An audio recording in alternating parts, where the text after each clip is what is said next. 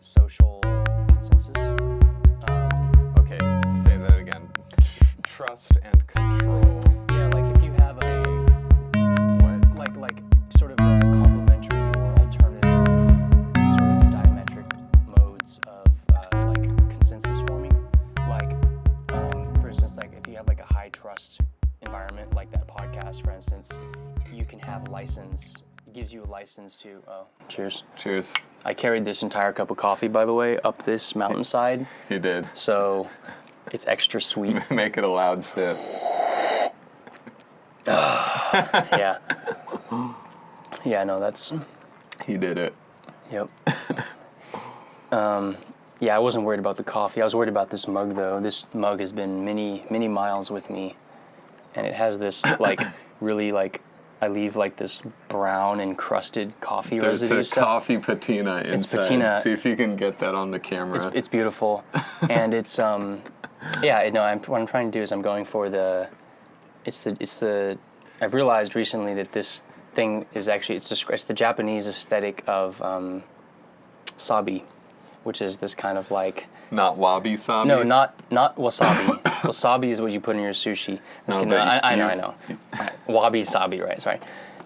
No, wabi, if I understand correctly, and I might have these reversed, but wabi-sabi, which sounds like a made-up word, to be honest, which is why it's weird to say. It also sounds like wasabi, but it's wabi-sabi. Okay. I might have it reversed, but one of them refers to a kind of...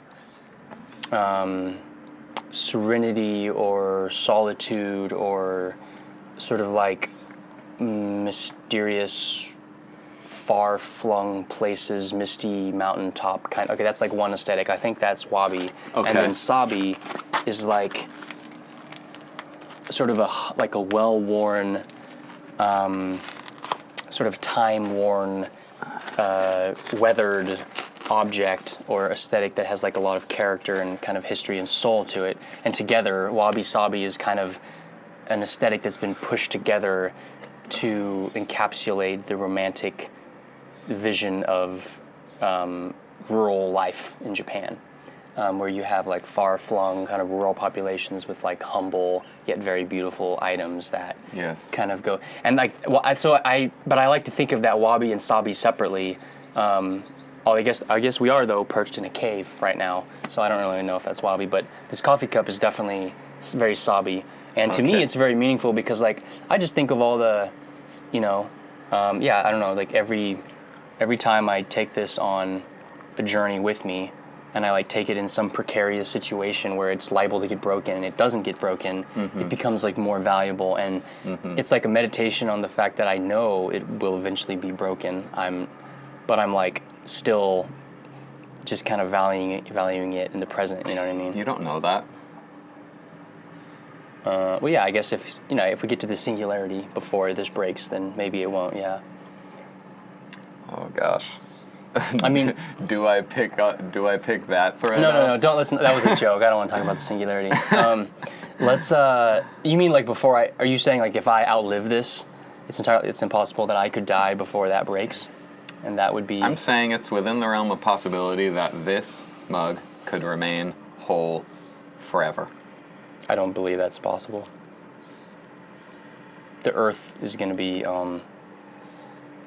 So far into forever, it might as well be forever. That's within the realm of possibility. So like 1 billion years. To the end of this planet. 1 billion years. But then even possibility for it to remain whole after that exists too. It could just go off planet. Yeah, so if I encased this cup in glass, and then encased that in concrete, and then encased that in a metal drum, and then I dropped it into a 1,000-foot deep hole in the middle of the desert. Or we just invent like a new, better epoxy polymer coating. And you coat anything you want to preserve in that coating, and then it becomes impervious to reality. That'd be great because then it would solve the problem of nuclear waste. But then that would probably freeze the development of the patina inside. Oh yeah, no, it would exactly. Yeah, it would be a real like forfeiture of wabi-sabi as it is a participatory aesthetic. I think if you put something, as soon as you take one of those items and you put it in a museum, it no longer has the same value. I think part of the aesthetic is like the day-to-day, the daily use, the kind of having it close to your body kind of thing, close to your work. I like the set of concepts there for the laying down of history into a object, seeing a tree's rings, and getting to peer back in time by looking at that object. Yeah. And I immediately apply thought experiments of being eternal or being an elf from Lord of the Rings, where you can artistically manipulate objects on that level.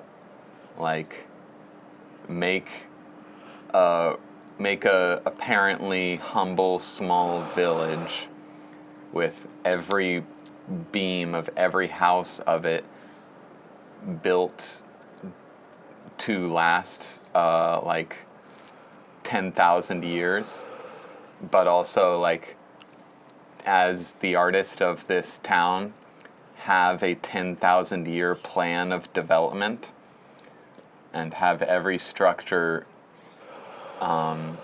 respond to the passing days of time in a way of your choosing.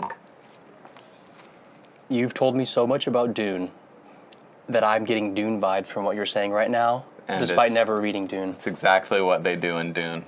It's what the Bene Gesserit do. The Bene Gesserit witches,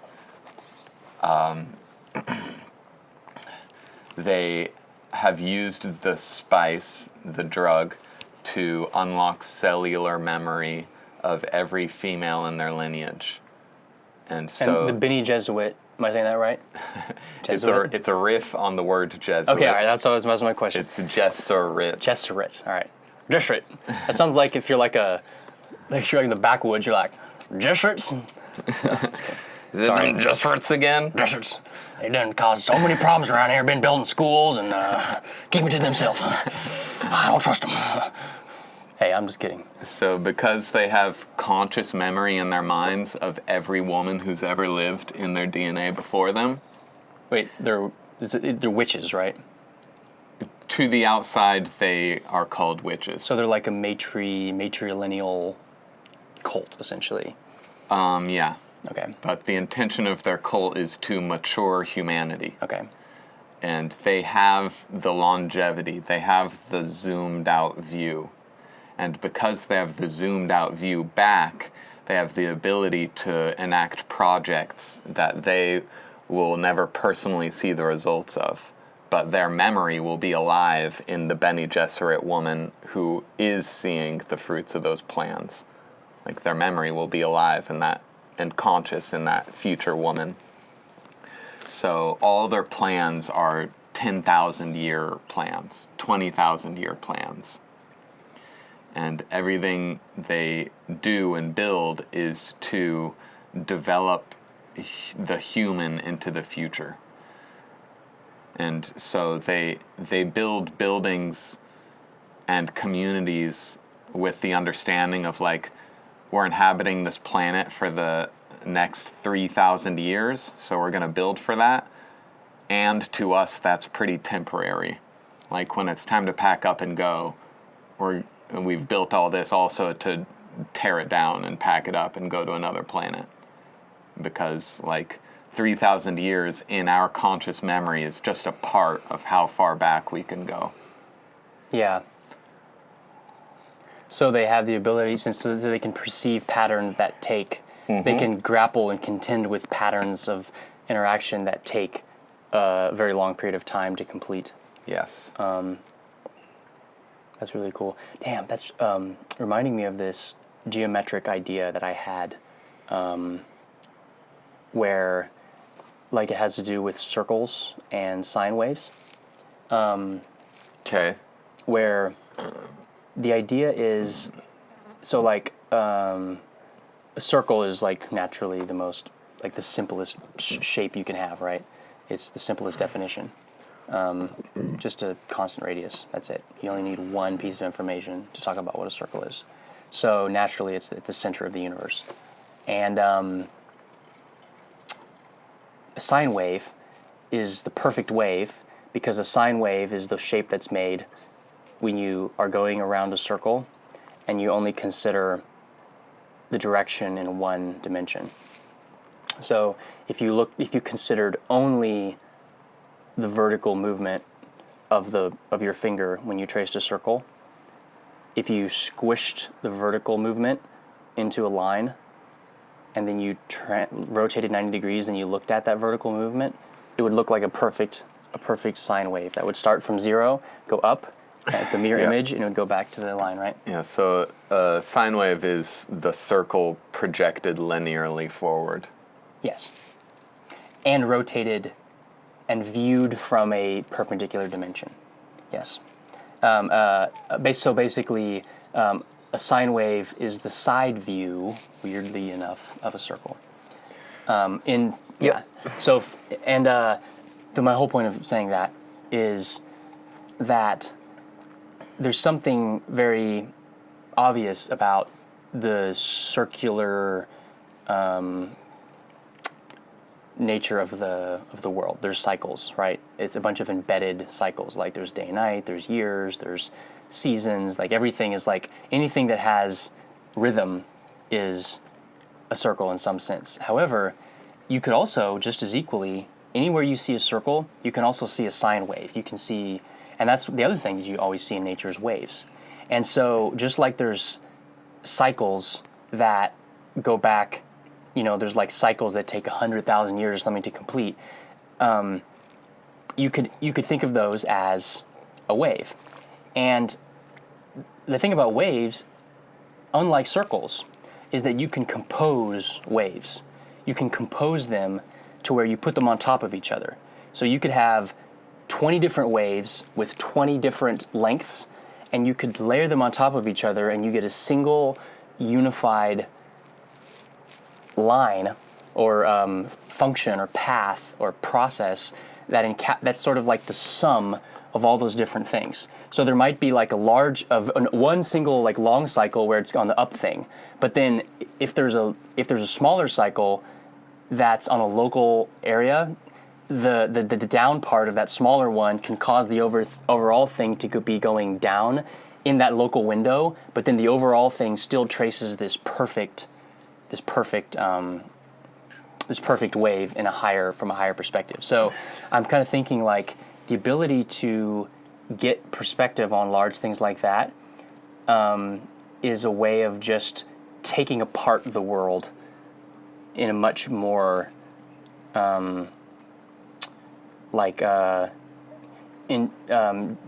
you're able to decompose the world when you have a bigger view on it because the patterns become apparent. And I think that's what is going on with trying to predict the future, is that when you look at the past is in some sense, if you were at the exact point where all of those waves that were composed, if you were at the exact point where if they all had the same exact position, then the past and the future would be an exact mirror image of each other. In the same way that if you're dealing with a single wave and you're at the point where it's right at the middle, both sides are exact mirror images of each other. But of course that's not the case, and the reason it's not is because the different sized waves are shifted in time. They have different beginnings. So yes. Yeah, so it's like the question is it's almost like a jigsaw puzzle where you're trying to fit these patterns into a kind of coherent piece that's the simplest way to represent them, and that's what process of evolution is doing, because those cycles they can't get started. They don't work unless they fit with the existing curve. So I don't know. I just think that's really, really fascinating because it's one of those things where it takes a kind of intuition to do it. That there's no, even like mathematically, there's no completely deterministic way to decompose a wave, even in perfectly abstract terms. So thinking about like life, like something like intelligence or intuition or foresight like that, it's a deeply human machine learning type problem, basically, where it requires a pattern recognition, trial and error approach. And that's kind of what puts the bound on why everything doesn't happen at once. Because the universe is attempting to figure it out, it can only figure it out at a certain rate. I suppose those witches are kind of it's like the image of a long seeing, like wise, like super broad view society. Like we naturally make the assumptions like, oh, well, if you've been around for that long, then clearly you know what's going on, and that kind of implies that we have that unconscious idea that when you zoom out, things make more sense. But it could be totally the opposite. You know what I mean? Like maybe you just get more confused. You know what I mean? In the book, when Frank Herbert's trying to elucidate their subjective perspective, yeah, he often has them describing a cultivated sense of naivete and openness. Oh wow, that's fascinating. Seeking to be a Zen, aware blank slate on which new patterns can imprint on them and find resonances in the past if they want, but he repeats it a lot in the voice of a witch, that one of the biggest things they've learned is the danger of relying on patterns. So it's like at some point you become so aware of patterns, you've seen so many patterns that you learn. They primarily see the patterns as unconscious limiters of potential. And so they discover those patterns in themselves, looking back through every human that's been before them, and seek to free themselves of that and be a newly innocent, new being in the present moment that could bring anything. One of those patterns that they free themselves from being the tendency to over-apply smaller patterns, like an adolescent. Because in their point of view, everything is a smaller pattern. Given eternity, all patterns are short-term patterns. That's true. Given eternity, even if you lived for 100,000 years, given eternity, that would be like trying to predict the future based on having experienced 1 second of life. Yeah. Right. And you could do it. You could do that if you penetrated deeply enough with that 1 second. Yeah, that's funny. That's funny you said that. I was just about to say that I think that the pattern is densely compressed into every moment of time. It's just that when you have a smaller amount of time to work with, there's much, much, much more unpacking that you have to do. And there's much more obfuscation because so many things are on top of each other. So many waves are composed into this like hyper dense little squiggle that represents the whole universe, but is not obvious. One of my favorite things to do with cigarettes is to breathe the smoke out through my nostrils. Is that bad? And it like heats up my sinus chambers in this really spicy, tasty way as it goes by. Dude, that's how you kill COVID. Hey, this is not misinformation. Don't censor me, YouTube. YouTube's gonna censor me. New COVID cure, all capitals. Guys, someone told me this. I've found it. No, I heard if you smoke cigarettes and you breathe out through your nose, the natural botanicals.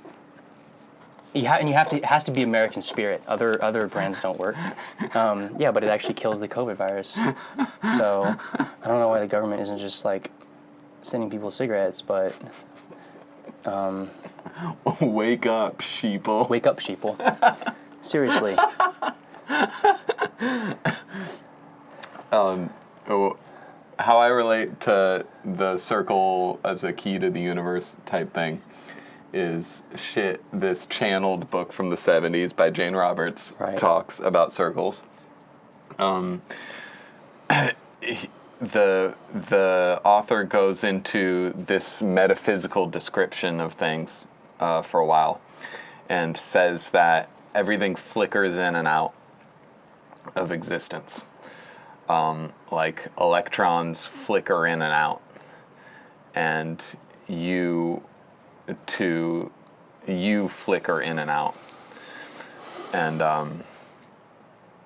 and from our practical point of view, our consciousness flickers in and out on a daily basis of awake and asleep.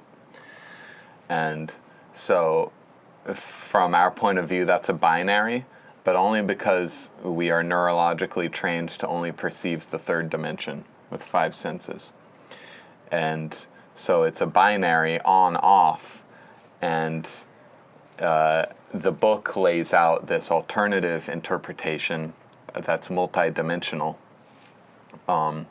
where the waking life is a peak of a sine wave, and you're making it a peak by being prejudiced towards physical reality. So that's the part of the sine wave you pay attention to, and then everything that isn't that peak is just off. It's just unconscious. Yes. But it's actually one phase of a circular motion that your consciousness is going through. What's the name of this book? Seth Speaks by Jane Roberts, and number 2, The Nature of The Nature of Personal Reality by Jane Roberts. Personal reality is hard because it sounds like personality, yeah.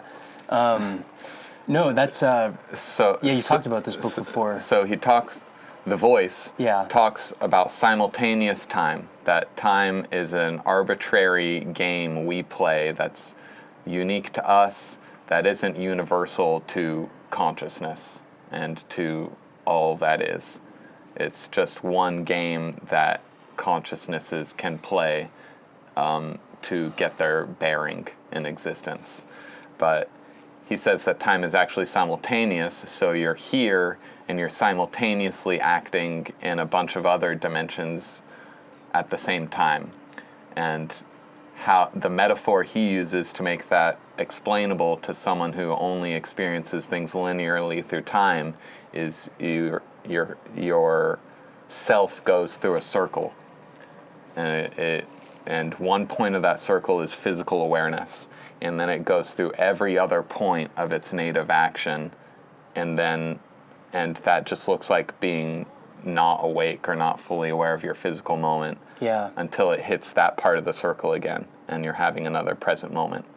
And so it's like going around that circle infinitely fast so that you don't notice when you're pulsing out of physical reality, but you're just focused on the part of the circle that's physical. And then the book says that electrons are doing that too, and everything's doing that too. Well, the biosphere is doing that. Life and just death. flickering in and out so fast that it looks like it's a stable picture. Yeah. But it's really like flickering in and out. But then the in and out is really just your focus on one part of a circle, while it is doing a whole circuit of different activities. It's you looking at reality from the orthogonal direction of time and perceiving cycles as being periodic flickers, periodic functions, in the metaphor you're using to describe it. And I've taken that metaphor and run with it to the nth degree, for sure, in like contemplating an eternal existence and contemplating if experience went on infinitely and progression of learning and education and creative fulfillment went on infinitely, what kind of attitudes should I be espousing now and not waiting? And so a more circular view of time, as opposed to a linear view of time, where I don't view the days as adding up to months, as adding up to years, as going forward unto the heat death of the universe in a line, but the week being a nested microcosm of a collection of weeks, and the collection of weeks being a nested microcosm of a bigger thing than that. And my weeks don't go forward from Sunday to Saturday. They circle around my day of rest like a solar system. Like my one day off I take every week is the center, and all the other weeks come out of that and then circle around back to that day of rest at the end of the circle. So like, let's just use Sunday because it's the traditional day of rest. You imagine Sunday as being the center, a fixed center point. Yes. And then you have like Mercury, Venus, Earth, Mars, Jupiter, Saturn, Neptune. Is that 7? I don't know. 6 or 6, whatever. I'm not sure. But forgot how to count here. Yeah. Actually, what is that? Mercury, Venus, Earth. No, it's because it occurred to me. It's weird that. Okay, well that's a different tangent. Never mind. I don't want to go into that right now. But, okay. So they're just, you have like almost like a bunch of staggered orbits where you're kind of dwelling in. Do you think that, so in some sense, if you have a fixed center point and you have something that's moving around it, that thing is moving, but the one thing it has in constant is its relationship to the center point. That never changes. That's the nature of a radius. Yep. Which is the nature of a circle. So you're using a center point to create a cyclic construct out of something that would otherwise be an ephemeral, sort of like unintegrated thing that didn't have relationships to other parts. And I'm taking what I conceive to be the ultimately stable structure, which is the sphere, and the inner geometry of a sort of three-dimensional Star of David that is the inner framework that makes a sphere able to hold infinite weight and remain a sphere. So that's what I'm building my psyche around. Yeah. So the week has a center, and everything is seen as different orbits from that center. My month is actually 7 weeks, where I do 6 weeks of productive activity and then have a rest week where, as much as possible, I just do leisure. So in 60 years, are you going to have a rest year? You should. No, dude. And then when you're 60 years old, you need to have a rest decade. I haven't gotten that far yet. But I'm saying, if you take this pattern seriously, by the time you get from the time you're 60 years old to 70 years old, or whatever is that 10-year cycle, or I'm not sure if you're going multiples of 7, aren't you? Okay, so. No, I'm going by discovery of what works. Right, okay. So a day off every week works. So going off that. So the week is, in some sense, is it correct to say that your week is in some sense the week? It's like a prototypical week. It's just it's a structure that I can apply to any era of work that I find myself in. Yeah. Because I'm preparing myself to go on tour for months at a time. That's week-based. The only way to stay sane and healthy in a situation like that is to project my own home in patterns and daily routines. So that's the day off every week. That's the rest period every day. A nap in the middle of the day. So you're never more than 6 days out. Yes. And it's in the present moment too, as postulating a still center of my soul, that my acting more reactive actions proceed circularly out from. Like I my yes is what I call it, and it's a meditation of asking the body what a yes feels like. And I've only been acting on things that feel like a yes for, I don't know, 10 years or so now. So there's a center in my mind that is the experience of a yes physically. And there's the center of the day, which is a nap. There's the center of the week, which is Sunday. There's the center of a month cycle, which is the 7th week. And that's me making the most stable psychological structure possible so that I can theoretically be more productive than anyone for longer than anyone. Longer than yourself in the past, one can say. And that's worked out so far, yes. Yeah, I right. am That's what you have I'm evidence of. infinitely more productive and creative Yeah. and stable Right. than I was like a year ago Yeah. and 2 years ago. So I'm just thinking back, I'm rewinding the conversation about a minute to when we were talking about those kind of like nested cycles, and I was connecting that idea to Finnegan's Wake by James Joyce. You going Terrence on us now? I'm going Joyce via Terrence. As one does. As one does. I'll try to keep it short here. Okay. The idea is that, well, actually, okay, so I have to make, first of all, a context thing, which is even adds a little more cyclical flavor to this, is that James Joyce referred to Finnegan's Wake as his night book. His night book? Night book, like yes. Evening. Evening, night, yes. And he referred to his other book that he's pretty well known for, Ulysses, as his day book. And Ulysses is a classic tale of hero's journey, and has a very coherent plot. And it's the kind of rational mind's articulation of his vision.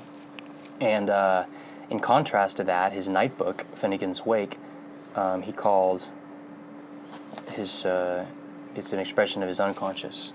It's just a dream world, dream language. And what the most interesting thing about it is that apparently, I mean, one wouldn't really know unless you'd been let in on this secret by someone who'd spent a lot more time reading it than I have, is that every part of the book tells the whole story. In the sense that the whole book tells the whole story, and it's like when you read the whole thing from start to finish, it'll seem like absolute gobbledygook if you're expecting the story to unfold linearly. Okay. In fact, what the story does is it unfolds concentrically. So Yep.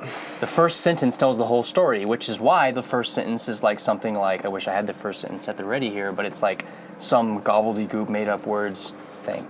And Okay.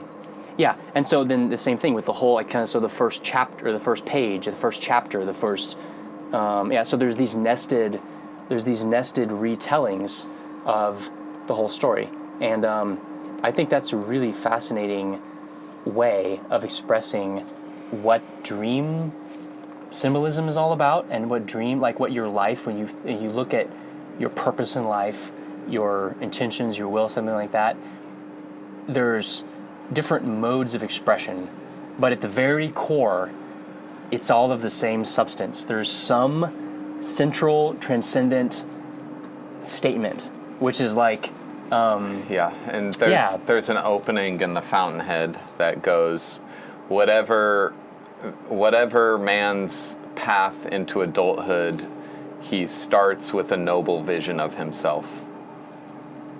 And that's like destiny. That's like the seed knowing it's meant to be a tree. That's like, and in the form of that quote, it's the pure knowing you come into existence with as a 3-year-old, as a 5-year-old. You take it for granted that you're meant to be here and that you have really great, exciting things to do. And in her philosophy, you are meant to fulfill that. And when you get really fired up as an adolescent and get a messiah complex, that's a further flowering of that your adulthood is then meant to take responsibility and integrate that heroic view of yourself productively into physical reality. And into society. You are not meant to compromise that idealism. You're supposed to get to work on solving the problem of how to integrate that heroic vision of yourself into the world you're actually in. Yeah. And so the first line of your book is like when you're 3 and 5. It's just like, nah! But in that, nah, you express the entire will of your whole being. Well, there's knowing in that. There's fulfillment. There's joy. Yeah. There's pure, unadulterated joy. There's discovery. Right. There's the joy of discovery. There's a hummingbird that just went by. Did you see it? Oh, yeah. Now it landed in front of us. That's awesome. There's been literature experiments along the lines of Finnegan's Wake. And I think music is a better way to express that concentric thing. Oh, right.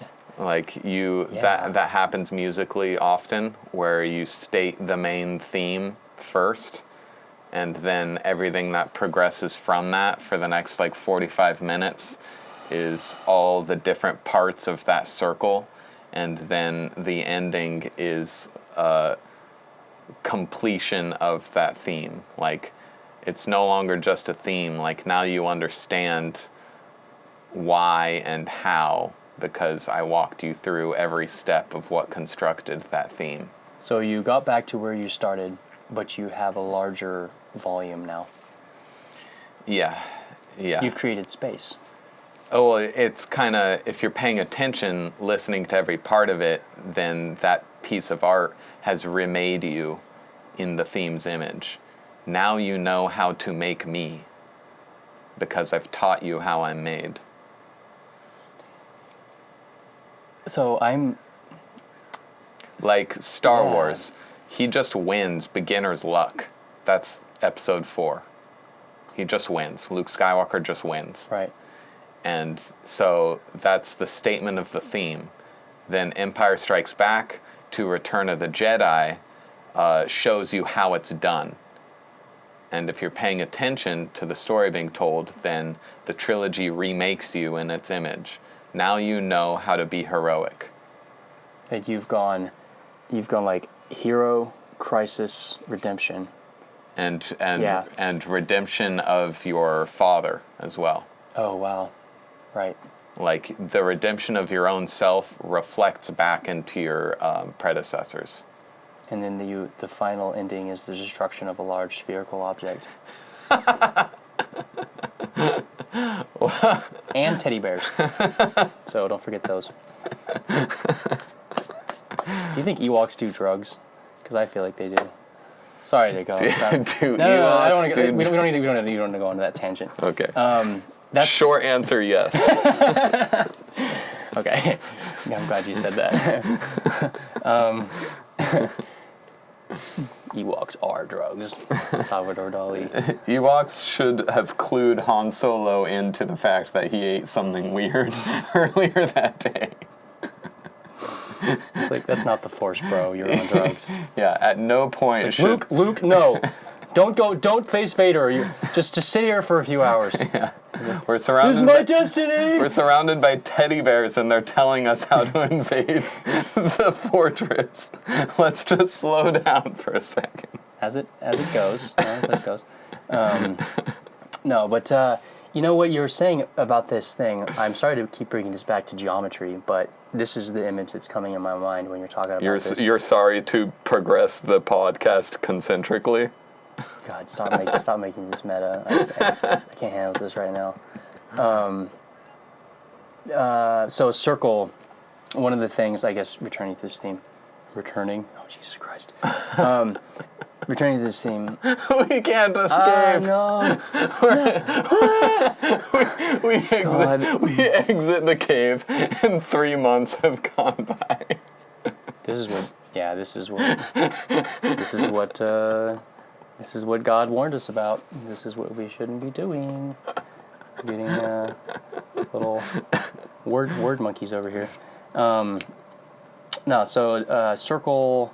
I like to think of things, geometric things. Like, one of the really amazing things about geometry is that you can take a lot of equally valid arbitrary perspectives on things. Like a circle, you can think like, well, it's just it's a radius that has a constant radius around a point, right? But another way of looking at it is it's the only shape that can become zero-dimensional without destroying information. A way to think about this is to imagine a cube, right, as a three-dimensional object. And if you project a cube into 2 dimensions, you get a square. And a square is just a 2-dimensional cube. And then if you step down another dimension, you project a square into 1-dimensional space, you get a line. Because a square is just a 2-dimensional line. And then if you take another step and you project a line, which is a 1-dimensional object, into a 0-dimensional space, you get a point. Because a point is a 0-dimensional line. So there's this natural iterative way of stepping down dimensions. But now what's interesting about this is that if you think about the process in reverse, if you start with a point and you think about going up to 1 dimensions, then back to 2 dimensions, and finally to 3 dimensions. And you can go to like 4 or 5 if you want to get all like voodoo shit. If you want to get like really woo-woo about it, you can talk about like, you can look up a video on YouTube called Imagining the 10th Dimension. It's fucking great, not gonna lie. But the point is that whenever people are doing this dimensional thought experiment, they always use a square. Yep. But that's actually kind of a contrived way of talking about it that is easy to imagine, but in fact, a sphere is actually is even more basic than a cube, because it doesn't contain any arbitrary number of, any arbitrary structure. So you can, if you take a 3-dimensional object like a sphere, you turn it into a circle, you turn that circle into a line, you turn that line into a point. It's still a sphere. It's still a sphere. Down there at a point. Exactly. And you don't need to know. See, because if you compress a triangle into a point, or a circle into a point, or a sphere into a point, the only one that stays itself is the sphere. Because it didn't have any special information. There was nothing there to destroy. A sphere is the only thing that can fit in nothingness. A circle can fit inside nothingness, which is naturally why everything is a circle. So then that's the secret. That's the secret to the kind of spaceship we need to build that can go through black holes. It has to be 0-dimensional. It has to be able to re-express itself on the other side. Well, it just has to be spherical. Because then it can take the change in relative dimensions around it and stay itself at every change in pressure that it undergoes while it's traveling through the wormhole. Like in relation to one point of the wormhole, it's like huge and many dimensions, still a sphere. In relation to the next moment it's going through the wormhole, it's now infinitely small in relation to what's around it, and it's a point. Still a sphere, still able to hold up space inside for you to be in. And time, too. Yes. The movie The Fountain by Darren Aronofsky, the spaceship is a sphere. And wow. And it's really beautiful. Damn it, looking. I love how you always have like a fucking cinematic reference to these things. That's amazing. It's because I was raised by the movies and video games and books. And music, of course. Right. So, are you just raising yourself now through music? Continuing that process? Well, I've taken in enough information, and now to keep the education going, I have to create, Okay, so I get why a 3 is a stable structure, but explain to me, why is a 7 a stable structure? It's an extrapolation of base 3 understanding. So 3 is, in Urantia's language, oh God, we're not... I'll re-ask that question, because that's... No, I'll just say it right now. Okay. Not done with our break yet, but a 3 in Urantia Book's language is the first cause, the second cause, the third cause, and they're concentric nested circles. The first cause is God the Father, and the source, the eternally unmanifest cradle of creation. The zero-dimensional object. And the next sphere out from that is God the Son, or the spoken word of God. Like, there is God, and then there's what you actually see God do, which is the Son. His Son. His Son. His Son, okay. Yeah, his works. Right. His word. Okay. As soon as you progeny, product, expression. As soon as you see the product of God, you understand that you're seeing the second sphere out. Because as soon as that word is enunciated, there is a new word lying latent within the first sphere, waiting for new expression. Okay, yeah. And then it posits the third sphere is something like the Bible's Holy Spirit, the female connective tissue of the Word and the way it meets everything that's already out here. So it's like, in some sense, the Son... Like the third sphere is integration of that Word. So there's existence, articulation, and then integration. The Son relates to the origin point as the Holy Spirit relates to the expression of that origin point. And so 7 is the next iteration of a base 3 spiritual understanding in the Urantia Book's language, because there's 7 possible different combinations of the first, second, and third circles with each other.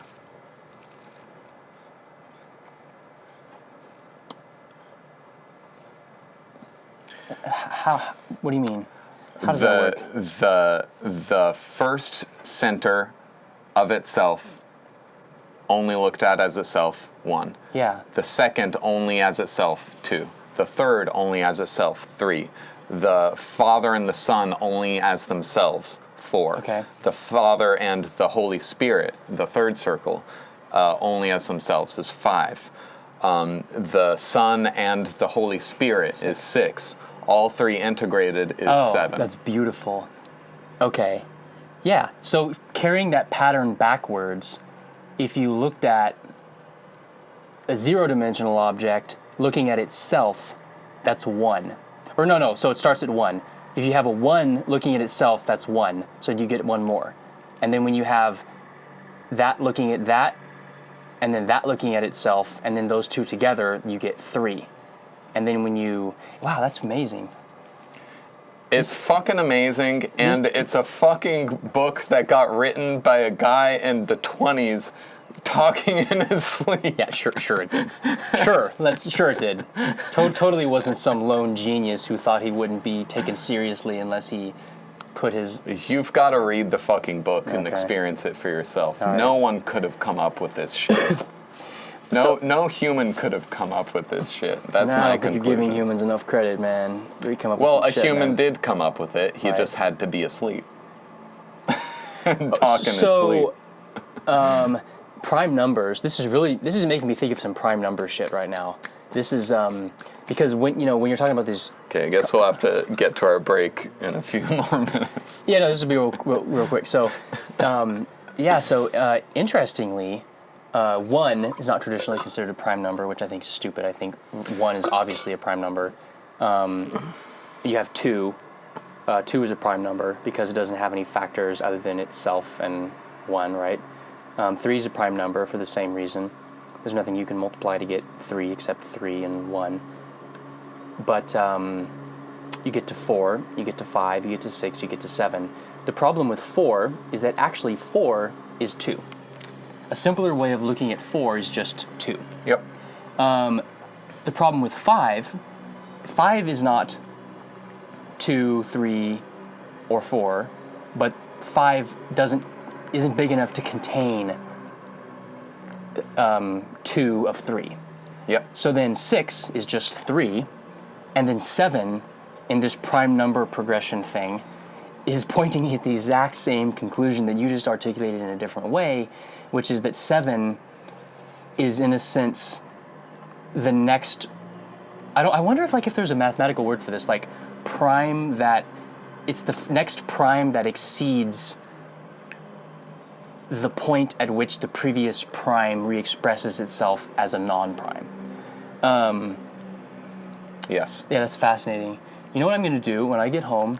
I'm going to go full Isaac Newton and lock myself in a dark room with a candle and do some that's beautiful. Do some occult magic. That's beautiful. And I'm going to figure out what's the next number after 7 following this pattern. And if it's 13, no, it's not 13. It's not 13, it can't be 13. Okay, I'm going to figure out what it is. I'm going to figure out this pattern, and if it's like crazy occult shit, I'm going to fucking lose my mind. Okay? I'll just... And then I'm going to write a scientific paper, and it's going to get rejected for being misinformation. But Beautiful. But I will be satisfied. You'll get an interview on Joe Rogan after that. And this brings me... It'll all work out. This brings me to why I don't believe in science. That was one of my prompts, but we don't have to talk about that right now. I just want to bury the gun there. Okay. Let's take our break for real now. Or the hatchet, depending on what era we're in. Let's take our break for real now. Okay. Yeah, in the salon, we often have overt leftists participating, and they'll say different versions of the same thing, which is selflessness. And who are you? You're an illusion. And your I should be questioned. Your desires should be questioned and are probably invalid and not good for the world. And underlying assumptions that everything we've done since the Industrial Revolution is not a good thing. It was a huge mistake. And what that amounts to, in my mind, is, okay, so you'd be happier if all of us fucking died in a huge dieback of humanity. Because then we'd be in some prehistoric equilibrium with Earth. And so you don't really think you should be alive right now. You think it's a mistake for you to be alive right now. And more personally, which is why I'm emotional about it, is you don't think I should be alive. You think it'd be better if I didn't exist. Yeah, if you take that seriously and you honestly think through what you're saying, it is kind of offensive in a way, a little bit. It's offensive to existing, yeah. Yeah, it's offensive to life in general. It's a kind of weird attitude. I think that this selflessness thing that you often bring up, I always think of that in my mind as being guilt. That selflessness, I think, is one of those things that has a first you draw the axis between selfishness and selflessness, right? And then when you're in the selflessness thing, you can take that into you can think about its shadow. You can think about the negative expression of that ideal, which is guilt, which is kind of saying that none of us matter. I don't matter, you don't matter, and we're the same, we're equal because we're both shit, everything is shit. Whereas the other way, and it's a way of making yourself equal with other people by dragging everyone down. But the other, I think there is a positive manifestation of selflessness, for instance, where like, let's say that you, I was, like, what about like, okay, so if the Titanic's sinking and everyone's on board and there's some people who are just desperately clawing and stepping on people's faces to get to the life rafts. And then there's some people who are just following the rules. And then there's some people who are going like, women and children first. Not everyone agrees with that whole women and children first thing, and that's a very like old-fashioned, sexist, whatever thing. But is it though? Like, because when I look at that, I think like, that's actually pretty courageous to have some kind of higher principle at play where you're like, that is that is selfishness. Selfishness is saying you matter. If you matter, then every single human being in the world matters. Okay. If every single human being in the world matters, it's humanity. So this is a little more this is a more complex thing. Yes. So right. You are selfishly making sure your ideals survive by making sure women and children are first, because they're in that extreme situation, that's the way to instantiate your highest ideals. Your vision of yourself and your ideals is large enough, and you consider it important enough that it encapsulates other people. It would compromise your highest principles and destroy your selfhood. Yeah. To choose in that extreme situation, to choose men and whoever are strong enough to claw onto the boats over all the people who are going to make infinitely more livelihoods and are responsible and for probably like taking care of children and like literally feeding babies with their body, and stuff like that. Selflessness held up as a virtue means that everyone matters except you. How do you know if it's good? If it helps someone that isn't you. How do you know if it's bad? If it helps you. Yeah, so it's a kind of very base way of defining, of grounding your sense of ethics. It's very short-sighted because now there's a very clear limit on how much you can help someone, because help is defined as giving up some of you to help someone that's not you. Right. So after a certain point, there's nothing left of you to give away. So you're short-circuiting the whole process of growth, which would allow you to have more to give to others. That's right. Yeah. If you're helping someone for profit, now you can help people infinitely, because the more you help people, the more profit you make. Isn't that weird how like selfishness in the extreme suggests a kind of, when it doesn't lead to like blindness, hubris, insecurity, but when it's like kind of grounded in like those principles or whatever, kind of leads to a kind of potential selfishness and ability to act selflessly, and then selflessness taken to the extreme, taken as the primary virtue, is something that, when you pursue it far enough, leads to you doing having the ultimately selfish state, which is having literally nothing for no one, including yourself. Yep. Yeah, I guess I'm just thinking about that. That's interesting how, I think it's like the shadow thing, is that when you look at the naive two-dimensional image of something and you try to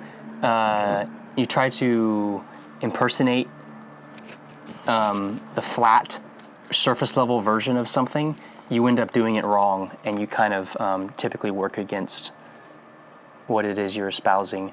Yeah, that's a very interesting thing. So why do you think, why is it guilt that is making people think this now? For me, it's guilt. Mm-hmm. For me, it's original sin in Christianity from my dad's upraising of me, and it's environmental, liberal, humans are bad for the earth original sin from my mom's upraising, from the liberal point of view. And so that guilt makes you say that you shouldn't hold yourself up as important because you aren't good. By your very nature, you aren't good. So you should give up your you-ness to everyone around you in apology for existing. I don't know why other people espouse selflessness. I think mostly it's because they're taught that that's the virtue, and it's easier to take someone else's digestion of morals than create your own map of morals. And so, to the extent that it works good enough for you, it goes unquestioned. It's like, I think when you're at the point of espousing anything, you're kind of revealing that you feel like you aren't able to express it through your actions, and it's not obvious, it's not implicit, so you feel the need to talk about it. Because, you know... Look at this one. Look at this one. Oh my God, hummingbird. It came really close. It had a bright red, like, beard sort of thing. And then a white belly and a dull green back. You know, the way the way the bird's feathers work actually leverages like certain aspects of quantum physics to create those colors. It's really quite fascinating. It's not like... I didn't know that. Yeah, it's like, it's actually like, that's why like they're iridescent is... It's because law of attraction? Yeah, just what they do is they sit in their nest every morning and they visualize being colorful. I am beautiful. And then they go, I am beautiful. And then they go, yeah, and they fly around. And, yeah, and then they have... more on selfishness is something my guru Sonia Sophia said is... I just got to say, that's an incredibly apt name for a guru. Sonia Sophia? Sophia, the Sophia part. Sorry, I couldn't let that slip. I couldn't let that slide. Her argument for cleaning your own room before you go out and fix the world, in the words of Jordan Peterson, is that you are a piece of earth. You are a piece of the collective unconscious. And no one else has the ability to see the work that needs to be done in that backyard except you. You do have a part to play in fixing the world. It's in the realm right here of your fucking body. Like, fix that piece of earth first. Like, you have a job to do. Yeah. You clean up this part of the dirt, clay, carbon, plant matter situation. And if we're talking about God and saying that every single person has a spark of divinity in them, then like you have to put yourself first, because that's the only piece of God that you have objective experience with. So that should have the first moral injunction in your priority list. Is trusting your own experience, trusting your own rational judgments over other people's rational judgments, over other people's experiences. Because at the end of the day, all you can perceive of them is what you think their experiences are, what you think their, whatever the fuck I just said was. Like, you can't be sure of that. You can only be sure of you. And become aware of where your reactions are coming from and how you can be a better person and how you can better enunciate the vision of God that is uniquely given to you in all the universe.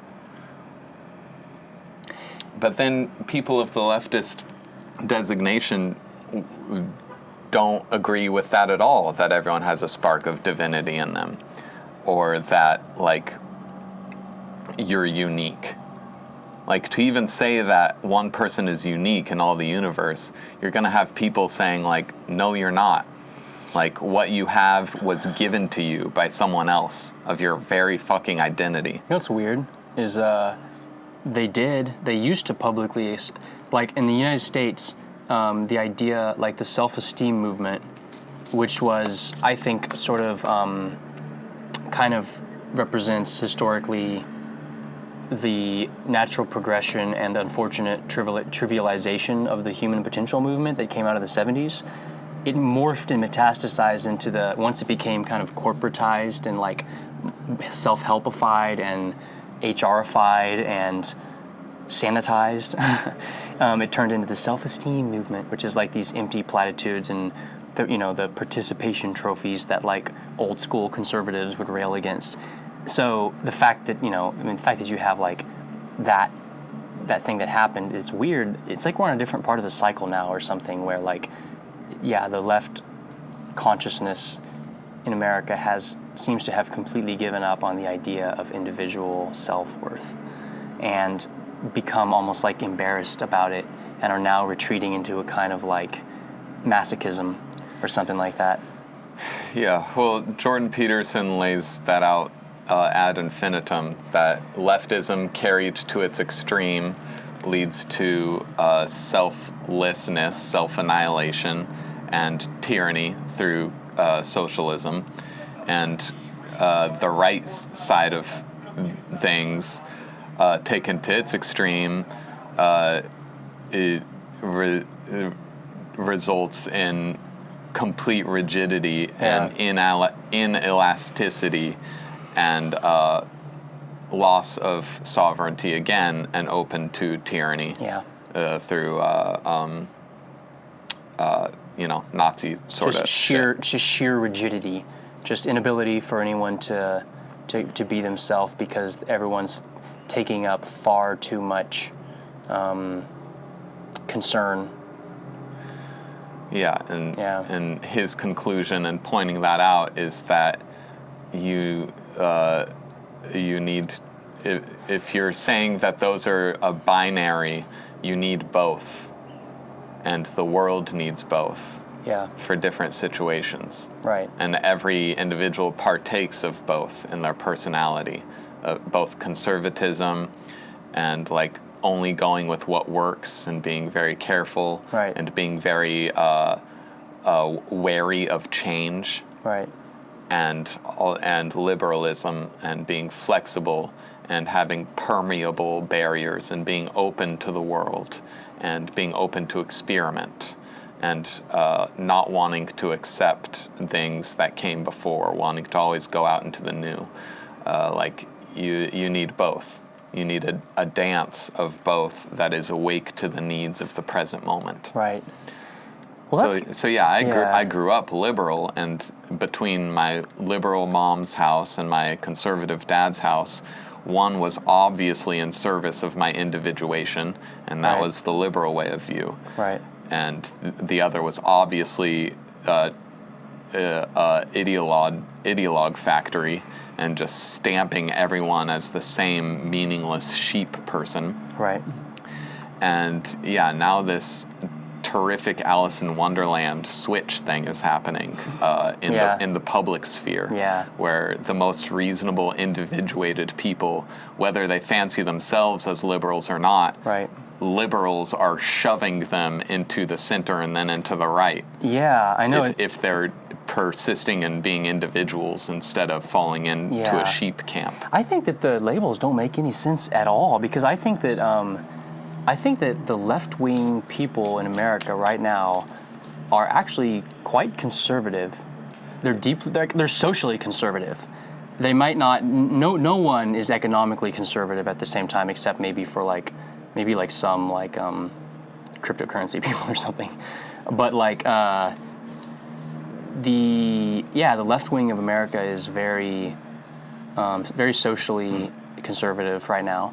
That there's not a lot of there's a lot of shame. There's a lot of basically horror kind of stuff going on, except it's not like horror. It's like white plague rat or something like that, or you want to create. There's this emotional need to have a dirty, nasty, gross, irresponsible, gross class of people who are just doing it for the attention, and we're the good, virtuous, totally not the same kind of personality as the suburban the judgmental suburban housewife thing that you like to pretend that you're not. But honestly, it's really weird to see this, and I think that the way of talking about the political landscape really has to become more multidimensional. And I think, at least on the internet, the most like blatant example of this newly emergent multidimensional way of talking about politics is in a meme format, of course, because we live in 2021, and it's this subreddit called Political Compass Memes, where you've seen this before, and it's really repetitive because it's not that complicated of an idea. It's just that like you have two axes, you have the right-left axis traditionally, kind of oriented around like individualism versus collectivism, and then you have the authoritarian libertarian axis. Yep. And you create this, and then the left authoritarian quadrant is basically Chinese Communist Party, and the right authoritarian is George W. Bush. Left libertarian is they're a rare breed these days because we're going through that point in history. And then you have, in America, what you have currently is the emergence of the right. You have the resurgence of the right libertarian quadrant, which is, kind of, right now, the right people are the standard bearers of freedom, and they just picked up the thing from the left people who about 10 years ago, or about 15 years ago, used to be the carriers of that torch. Yeah. Not a lot of people have caught on to that. I think I don't think it makes sense to really label yourself as right or left anymore because it's such a useless word. It's going to sow more confusion than it will enlighten anyone. I don't consider myself left or right. I don't really engage with that. I've said for probably a couple of years now that if you're able to accurately tag yourself as left or right, you are immature in your understanding of reality. Yeah. Because you are ignoring all your right tendencies and the needs of your livelihood to make sure right ways of life stay alive. Yeah. And if you're fancying yourself as right as opposed to the left, you're ignoring all the parts of your life that depend on a leftist point of view. Isn't like at the end of the day, you're a fucking individual, and the only ultimately democratizable way to look at people is as individuals. That's the one tribe everyone belongs to. You know what I think this podcast is an example of is it's the thing that Adam Curtis was afraid of when he made the film Hypernormalization, and a little bit before that he also made this documentary called The Century of the Self, and it was talking about how politics has gone on ever since like the 60s. Ever since like after the 60s, politics has been on this trajectory of becoming more and more and more about beliefs, identity, and the image of things, rather than people organizing to accomplish anything that they want. And it's not like there's anything particularly better about orienting yourself towards like, well, we want to have, we want higher wages. Okay, let's like organize and just like make that happen. We're not going to feel the need to create this whole social theory. We're just going to just do it. We're just going to pressure people. We're going to say, we're going to vote this way so we get what we want. And we're not going to, it's not like a personal thing. It's a more of a transactional, like politics was more transactional and like pragmatic in a certain era. Okay. And what's happened is as the world has become more and more complex and more interconnected and less, the systems that govern the world haven't scaled effectively to actually make any change happen. So the pragmatic process of politics has become replaced by a kind of psychotherapy. And this is where it ventures into my own interpretation, going off of what his main thesis was. But it ventures into a kind of psychotherapy where we went through a few decades, kind of like how the self-esteem movement and, like even before that, there was like Reagan. It was like this statement.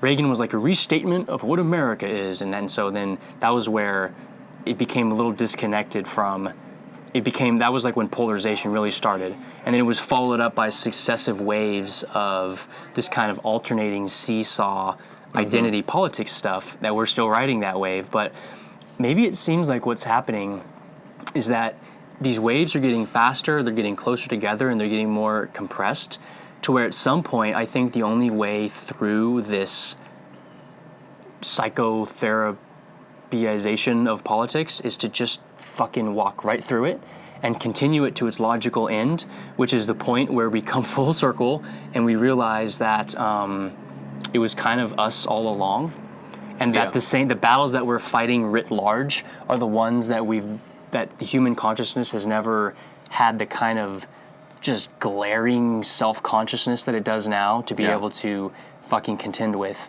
because life is longer and people are kept in a more perpetual adolescence where, for all of the negative aspects of that, like home ownership and stuff like that, and the positive aspect of it is that you get a hell of a lot of introspection. So I don't know, that's probably where I think politics in the future is going to be very personal, very, very personal, and having a lot more in common with ancient forms of politics, where like being an orator was considered the highest form of nobility. I'm tired. Hold on. Yeah. Okay, you're talking about politics as it is today and how it's progressed from a more pragmatic, results-based thing in the 50s and 60s, and I see politics as a reaction to the last trial we went through as a group and what attitudes got us safely through that trial. And so the politics has been built on World War II in America ever since World War II. Yeah. Everything that's happened since then, everyone takes it for granted that the story of how things are has a first cause, and that's World War II. The further we get out from that first cause, the more obviously stagnant and ineffective our story is, because less and less people have any firsthand experience with that first cause. So that creates the need for a new first cause, for a new generation, that will be a new trial that will refresh the story and refresh the politics and make the politics newly effective, because we have a new confrontation with actual reality that everyone can refer to historically as, okay, if that's the first cause, then we did this to fix that, and that made this, which hasn't yet been fixed, so that's what we do today. And we all know what we're talking about because we all lived through that trial. And so the whole thing of group perception has been refreshed. So this is my pet theory of our race consciousness always responded to this need for a new establishment of objective narrative by creating war. Yeah. That was how we set a new event in stone and mixed the factors all together and shook up the Etch-a-Sketch for a new beginning. Right. We went to war. Now, World War II was the last time we could do that. We can't do that anymore because of mutually assured destruction. Oh, yeah. So this is the first time in human history that we've had the need for a war-level uniting event to create new consensus without being able to resort to war to make that. So we have a tremendous pressure, but the need to make a completely new way to express that pressure. So there's this tremendous unconscious need to have a kind of destructive event to wipe the slate clean. No. There is the patterned evolutionary response of creating a destructive event to establish that new consensus, and now we have to make it a creative event for the first time ever. Right. Because if we don't, everyone on Earth dies. Yeah.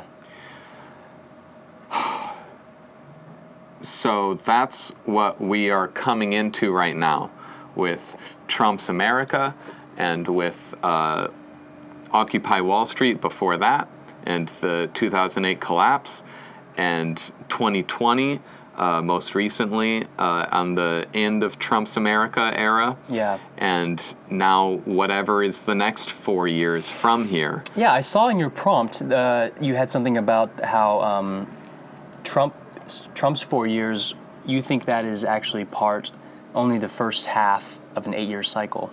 And I think this 8-year cycle is, whether it is the next World War II that our generation faces together and uses as a historical reference of how to establish consensus of how to move forward from here. Yeah. Whether this 8-year cycle is that, it is us in the process of creating that event. Yeah. And this 8-year cycle might be that event. It might be that cataclysm that is the new World War II.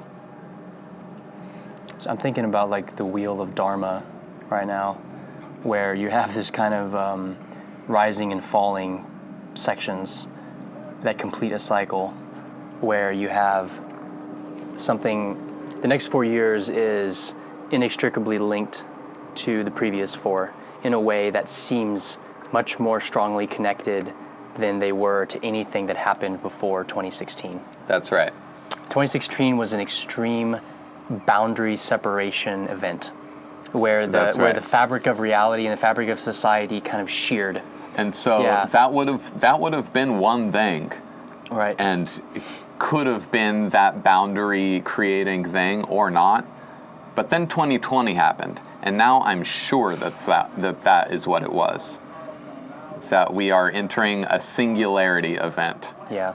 And that we are in the middle of a singularity event. Yeah. And why I don't think it's done now that 2020 is done and that Trump is done, is because everything that's happening now is in direct response to that. Is completely looking back at that instead of looking forward to the future. Yeah. Everything politically is unpacking Trump's America and unpacking 2020. So it's going to be at least 4 years of unpacking before we're out of the wormhole and are able to start forming a perspective on what happened. So 2025 is going to be a very interesting year. I think we'll start to see things come together. Yeah. I think we'll start to see Gestalt consensus emerge. Yeah, because there has to be a kind of, it seems like the plot calls for a kind of, awakening, reckoning, re-becoming vibe. Well, I think it's a refreshment of the American ideal, because everyone in millennials downward is understanding that bureaucracy is dangerous, and being part of the establishment is dangerous, and no one's going to help us. We have to make this ourselves. And that being tightly integrated into the bureaucratic establishment with like college and stuff, and like going and basically what you're doing is you're getting in debt, learning some dogma so that you can sit at home on your laptop and stare into a camera that monitors you to make sure you don't cheat on your exams that you paid thousands of dollars for the privilege of taking, so that you can go try to prove your worth to someone who's going to reject you anyway. Yeah, it's obviously stagnant. Very stagnant. And not conducive to you fulfilling the life that you want to fulfill. Yes. And we already found out that religion was that stagnant, so we went to college education and the liberal arts as the next way to reliably individuate the population. And now that is revealed to be completely stagnant. Yeah. So now what I think is required is an emphatic restatement of the American ideal, which is the individual creating their own map out into their own lives. Yeah. And not relating to any bureaucracy, doing everything under the table, being functionally invisible to all power establishments, and only interacting with the people that they benefit from interacting with. And trust. And only interacting with people they trust. Yeah. And if there's a middleman, you don't trust them and look for a way to get that middleman out of the situation. Yeah. Because the stakes are just too high. Yeah. If there's a middleman, then 2020 can happen. And now you can't, function your business because Gavin Newsom says you can't make a living. Right.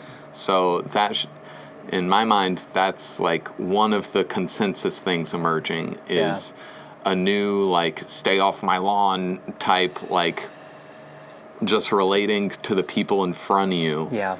And just building a community unto yourself. Yeah. Well, it sort of dovetails and coincides with the idea of reaffirming the value of personal relationships, and having a friend network that isn't mediated by institutions. Like my work friends, my school friends, my college friends, my friends that from wherever. Even in times of great stability, like the 1950s, people had these church friends or whatever, and so it was really easy at that point to take for granted the fact that your institutions wouldn't be swept from under you or wouldn't turn against you. But seeing as it is nowadays, there's kind of a need to relate to people and have friends that are just friends. Just, I'm a human in this world, you're a human in this world.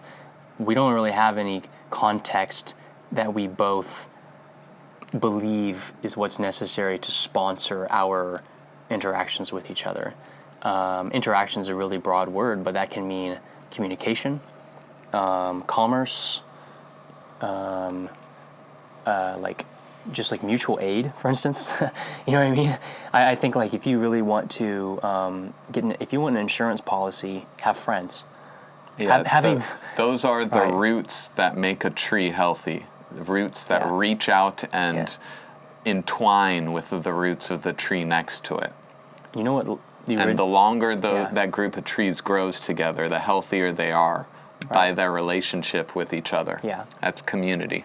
Yeah, And that's sovereignty. That aids your sovereignty. And it's also life insurance, my friend. Mm-hmm.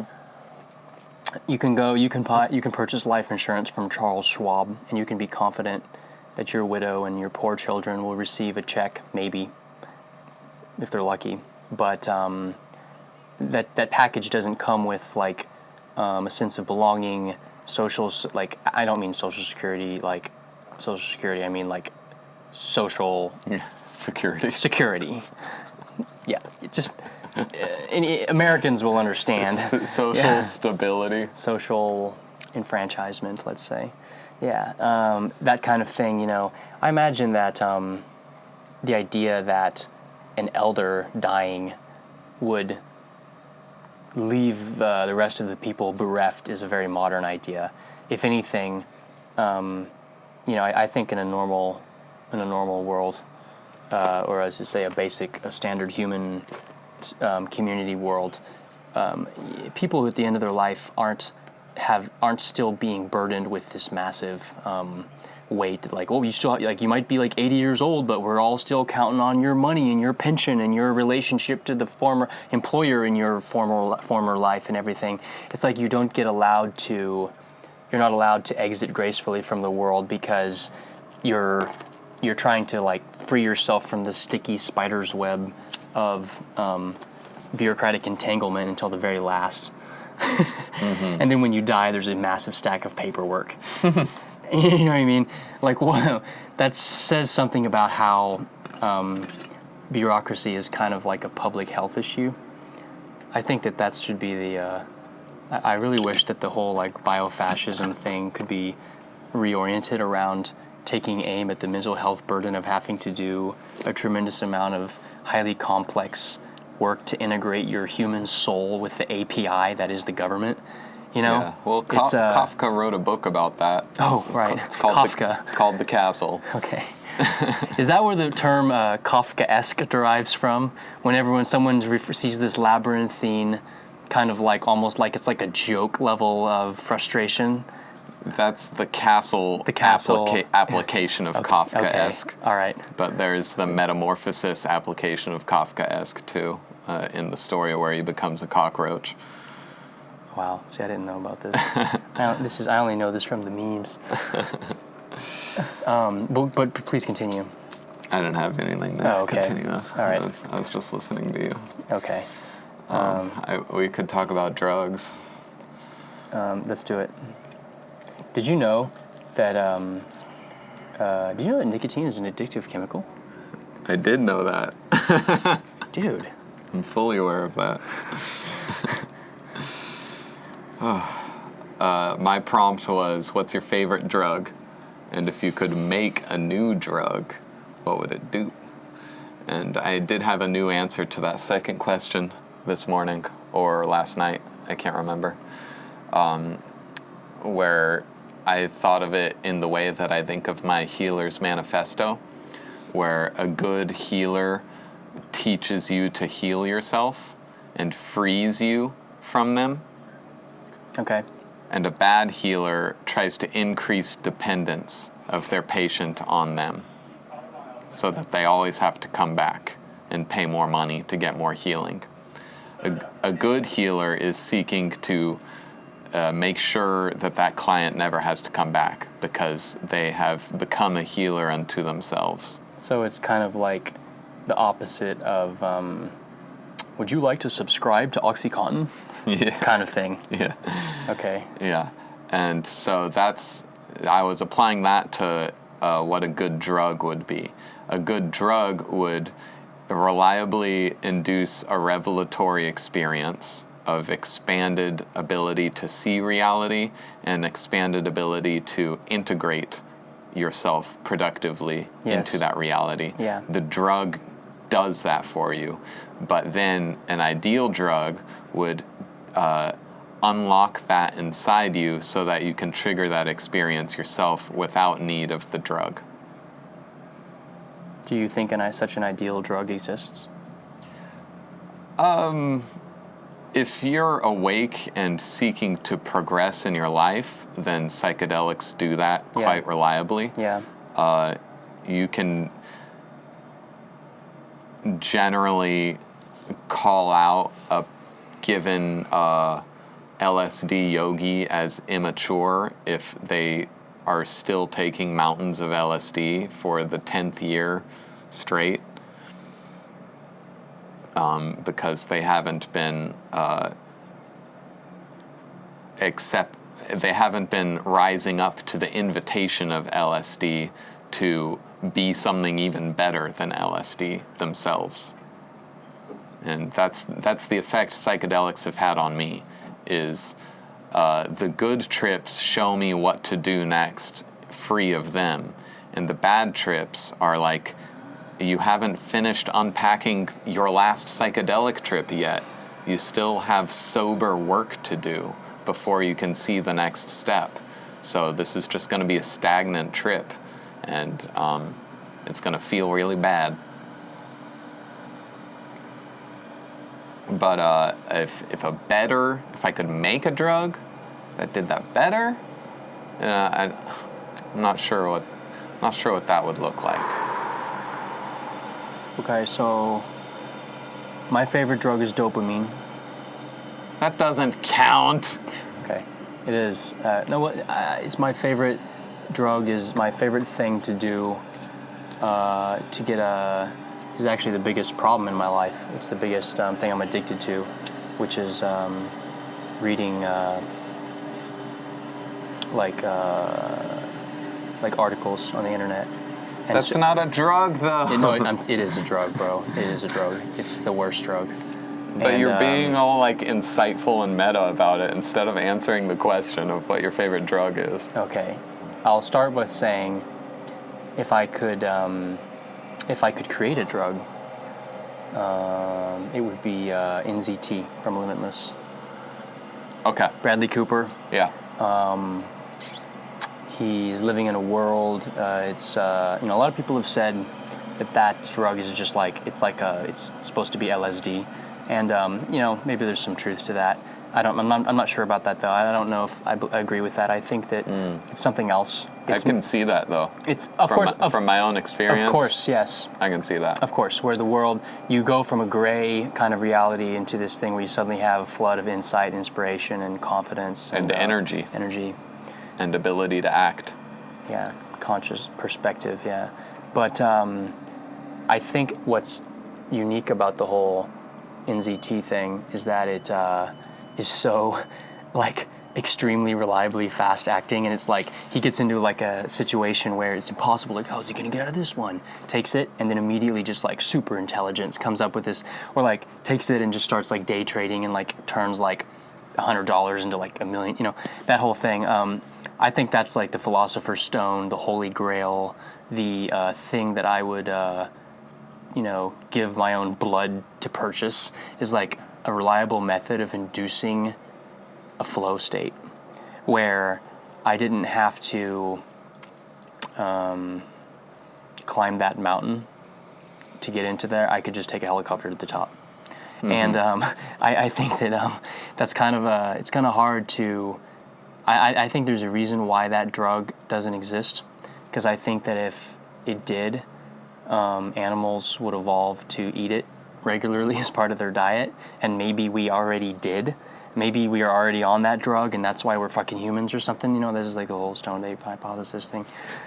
Shout out to the stoned ape hypothesis. The podcast wouldn't be complete without it. Okay, to be fair. I don't know. I don't actually think this. I'm just going on a little rabbit trail there. But I think that, just having a kind of thing that, from our relative perspective, It wouldn't be two white millennial dudes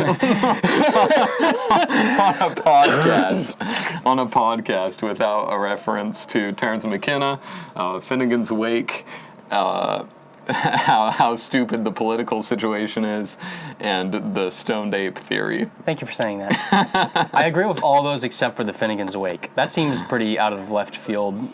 It seems pretty oddball. Not for all the Terence McKenna fans. Yeah, but you have to be next level Terence McKenna fan to be to relate not only to what he said, but what he said, his articulations of what other people said. Okay. Anyways, whatever. Yeah. So that's it. You just said your reason why you don't think we have that drug yet. I think we need to make that drug, and I think we're in the process of making that drug. And I think the question to ask yourself is, how have you personally managed to induce flow states voluntarily? I think the thing that gets me into a flow state is when I'm able to sort of offload any sense that I should be, any sense of questioning myself or what I'm doing or how I've prioritized things or where I'm focusing my attention. Because I think that if there's any nagging doubt in your mind that you're applying yourself in the wrong way, it's very hard to get into a maximally effective state. Yeah, you don't fully invest in the activity because part of your mental investment is working out the doubt. Doubt, exactly. That's what I was going to say. What people do, and I know this because this is what I've done, is the mistake, they think, I have a lack of energy, I have a lack of motivation. I just need to go for a run, work out. Those are ways of treating the symptom. They'll help, certainly. But the root psychological thing is something that's just a little perspective that when you realize that you're not giving yourself enough credit, and then if you do give yourself credit and you feel like you're a fully justified part of this world that isn't on probation, that isn't having to slink around and apologize for doing everything, and you manage to offload that psychological burden, then you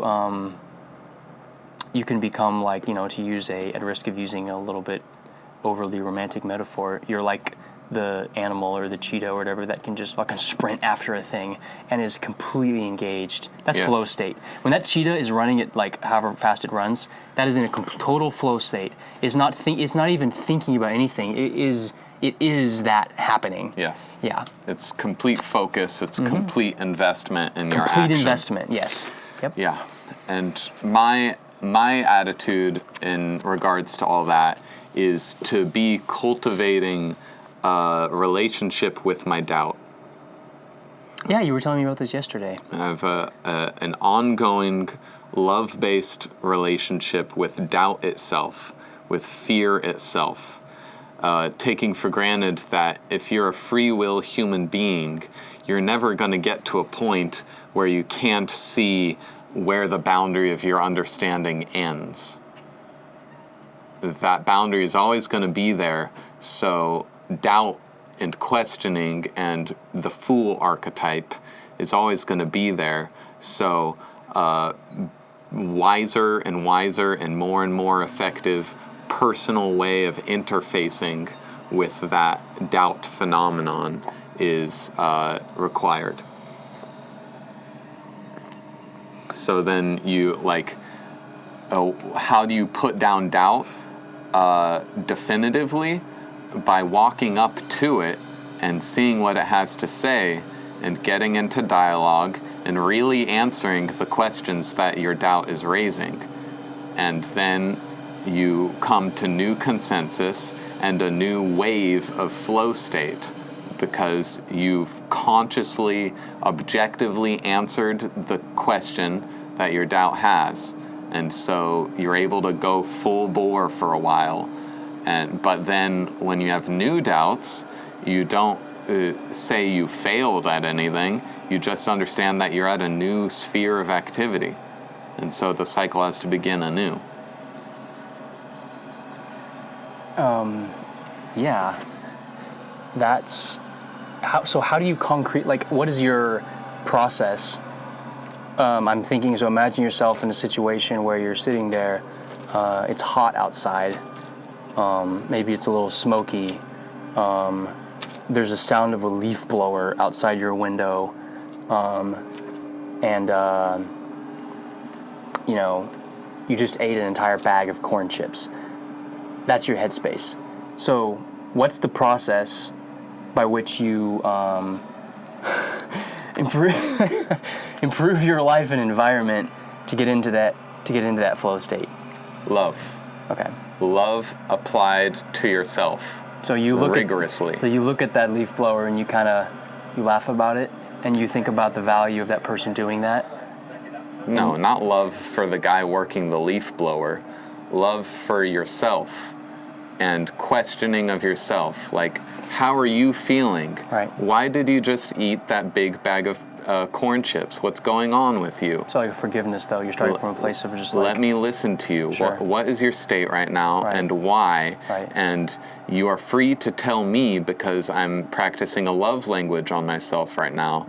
You're free to tell me the full expression of your state right now, and you're not going to be judged.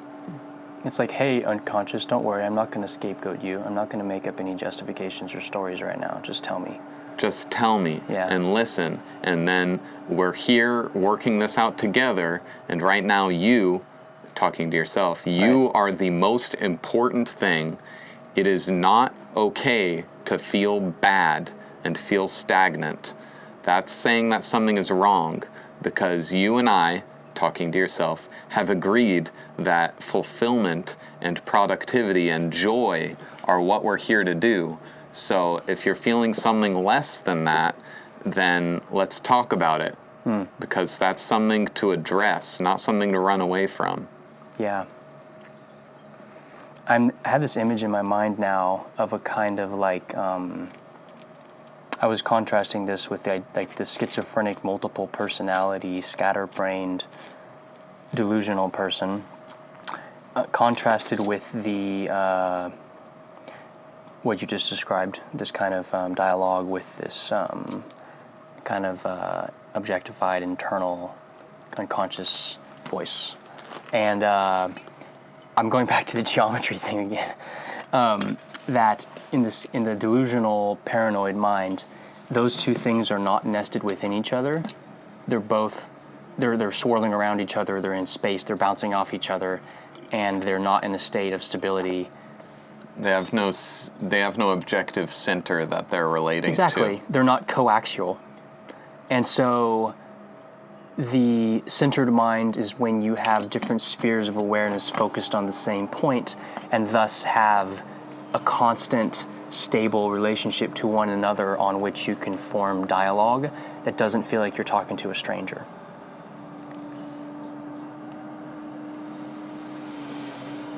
I remember one drug in the movie of Hitchhiker's Guide to the Galaxy isn't a drug, but a gun. Okay. And the gun makes you feel how the person firing the gun feels.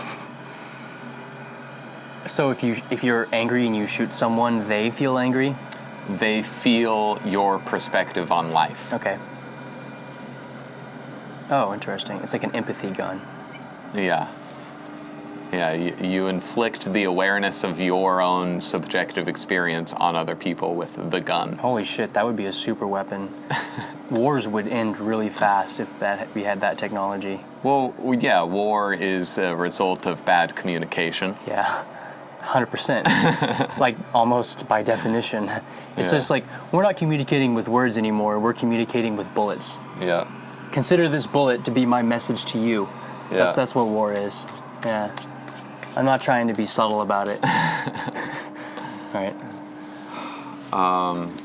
You have anything else? No, that was Okay. a great pod, man. And also, I think the haze is descending upon us. It is. It certainly is. And it's hard to say, like, when it creeps by gradations, it's like, is this the same state of smoke that we came here with, or is it Oh, it's definitely intense? more. Before we cut, though, I want to do a real quick panorama of this cave, just in case anyone's still watching. We have cave, and there's a Diet Coke can back there, but it's also really beautiful. This is Upper Park, secret location. This is where we're gonna come. Look at that fucking smoke, man. Look at that. Wildfires. Crazy shit. All right. Yeah. Well,